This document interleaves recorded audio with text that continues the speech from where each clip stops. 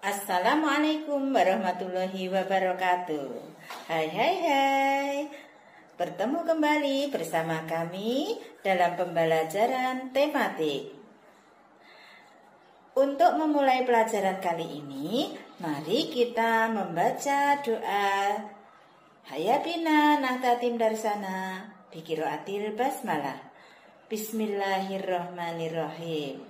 Nah, untuk selanjutnya, siapkan alat-alat tulisnya, buku pulpena, pensil, penghapus, serta buku tulisnya.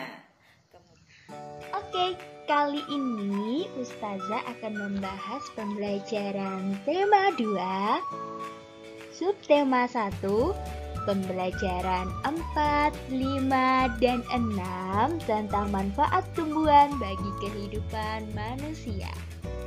Ananda sudah siap? Yuk kita simak dan kita mulai pembelajaran hari ini. Oke, pada pembelajaran bahasa Indonesia, kali ini kita akan mempelajari cara mengenali karakter tokoh dalam sebuah dongeng. Dalam dongeng terdapat tokoh. Setiap tokoh dalam dongeng memiliki karakter atau watak yang berbeda-beda. Ada karakter yang mendukung tokoh utama dan ada karakter yang menentang tokoh utama. Dan ada karakter yang disebut dengan netral atau tidak mendukung atau menentang tokoh utama. Tokoh dalam dongeng biasanya disampaikan secara langsung oleh pembuat dongeng, yaitu dengan memberi nama atau sebutan. Contohnya seperti si congkak.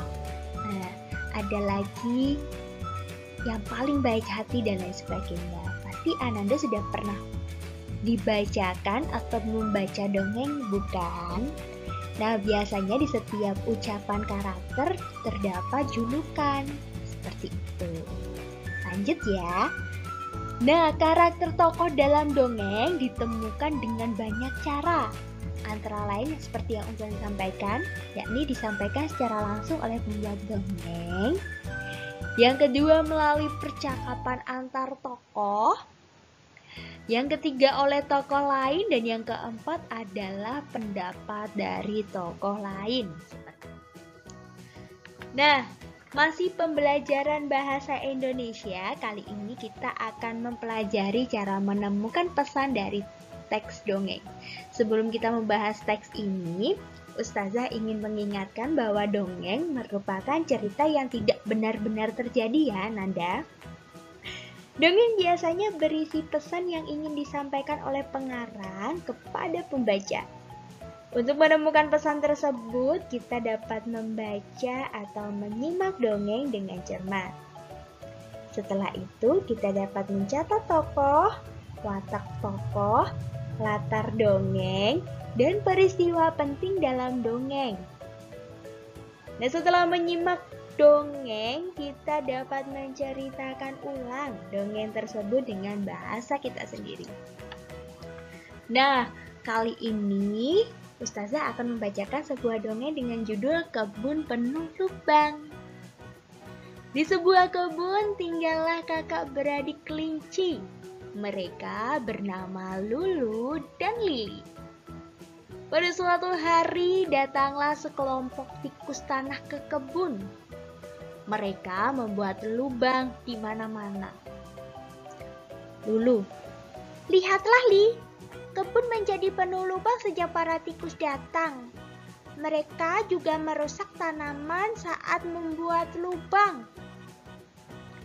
Lili menjawab, "Iya Kak, kalau begini banyak tanaman yang akan mati." Lulu, sebaiknya kita bicara kepada mereka. Lili, betul Kak, Kakak harus menegur mereka. Lulu segera menemui pimpinan tikus yang bernama Kusi. Nah, Kusi menerima kedatangannya dengan senang hati. Maaf Kusi, sejak kelompokmu membuat lubang, kebun ini menjadi rusak.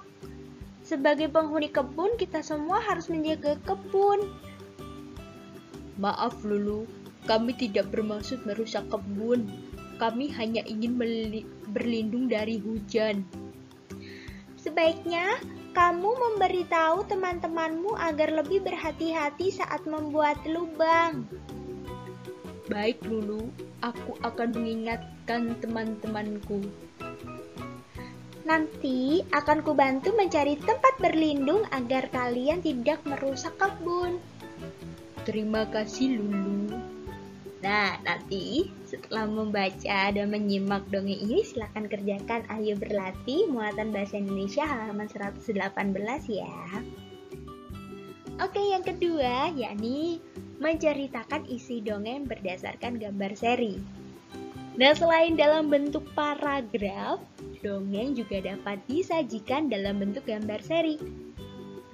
Gambar seri maksudnya adalah rangkaian gambar yang mewakili isi cerita atau dongeng. Nah, dengan mengamati gambar seri, kamu juga dapat menemukan pesan dongeng. Berikut ini langkah-langkah menemukan pesan dalam rangkaian gambar seri. Yang pertama, mengamati gambar dengan cermat. Yang kedua, memperhatikan susunan atau urutan gambar. Yang ketiga, memahami setiap peristiwa pada gambar. Dan yang terakhir adalah menemukan pesan dalam rangkaian gambar yang membentuk cerita.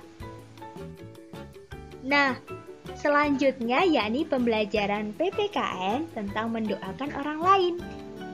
Saat kamu berdoa, kamu juga dapat mendoakan teman atau orang lain yang sedang mendapatkan kesulitan. Ketika ayah pergi keluar kota, kamu dapat mendoakan ayahmu agar selamat sampai tujuan. Nah, ketika temanmu sakit, kamu dapat mendoakan agar temanmu cepat sembuh. Mendoakan orang lain adalah perbuatan baik yang sesuai dengan pengalaman sila pertama dan sila kedua dalam Pancasila. Oke, selanjutnya yakni menceritakan pengalaman berbuat baik kepada orang lain. Ada banyak perbuatan baik yang dapat Ustazah yang dapat kita lakukan untuk orang lain. Misalnya saja berterima kasih saat mendapatkan hadiah atau mendapat pertolongan, serta meminta maaf saat melakukan kesalahan atau ketidaksengajaan, dan menolong orang lain yang mendapat musibah atau kesulitan. Nah, berbuat baik harus dilakukan dengan penuh keikhlasan. Sila kedua Pancasila menjadi pedoman bagi kita untuk selalu bersikap baik kepada manusia. Nah, lambang sila kedua pada Pancasila yakni rantai. Oke, saatnya kita membahas pelajaran yang paling kita tunggu-tunggu, apalagi kalau bukan matematika. Kali ini kita akan mempelajari cara menyelesaikan soal cerita menggunakan sifat pertukaran pada penjumlahan part 1. Sebelumnya kita sudah mempelajari bahwa sifat komutatif atau pertukaran pada penjumlahan dapat ditulis sebagai berikut. A ditambah B sama dengan B ditambah A, di mana A dan B merupakan bilangan caca. Persamaan tersebut menyatakan bahwa penjumlahan dua bilangan caca akan sama walaupun kedua bilangan tersebut ditukar. Kamu dapat menyelesaikan masalah sifat pertukaran dalam bentuk soal cerita. Untuk dapat menyelesaikan soal cerita dengan baik, kita perlu membaca soal dengan cermat. Nah, setelah itu kita dapat menuliskan kalimat matematika yang sesuai. Selanjutnya, masih menyelesaikan soal cerita menggunakan sifat pertukaran pada penjumlahan part 2. Ingatlah kembali bahwa sifat komutatif disebut juga sifat pertukaran. Penggunaan sifat-sifat pertukaran pada penjumlahan dapat membantu mempermudah penyelesaian soal. Perhatikan contoh berikut ini. Jumlah siswa kelas 1, 2, dan 3 berturut-turut adalah 45, 28, dan 35. Nah, berapakah jumlah siswa seluruhnya? Penyelesaiannya yakni menggunakan sifat pertukaran pada penjumlahan untuk mempermudah perhitungan. Jika siswa seluruhnya yakni 45 ditambah 28 ditambah 35, jika dikomutatifkan yakni 45 tetap ya. Ini 35-nya ditaruh di depan dan 28-nya ditaruh di belakang. Sama dengan 45 ditambah 35 itu kan lebih mudah dijumlahkan ya. Yakni jumlahnya yakni 80 dan 28. Jadi 80 ditambah 28 sama dengan 108. Jadi jumlah siswa di kelas 1, 2, dan 3 adalah 108 orang.